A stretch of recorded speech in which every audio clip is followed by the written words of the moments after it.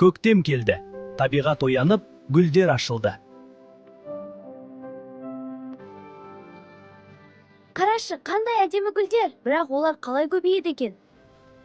Өздігінен тозаңдану кезінде тозаң гүлдің ішінде қалады. Айқас тозаңдануда жәндіктер тозаңды бір гүлден екінші гүлге тасымалдайды.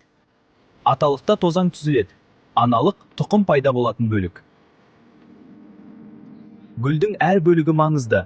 Олар өсімдіктің көбеюіне көмектеседі. Міне, ара келді. Жәндіктер гүлдерге көмектеседі. Ара тозаңды бір гүлден екінші гүлге тасиды. Бұл айқас тозаңдану деп аталады. Кейде тозаң сол гүлдің өзіне түседі. Бұл өздігінен тозаңдану.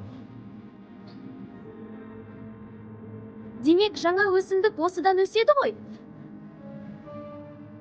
Тұқымнан жаңа өсімдік өседі. Табиғат осылай жалғасады.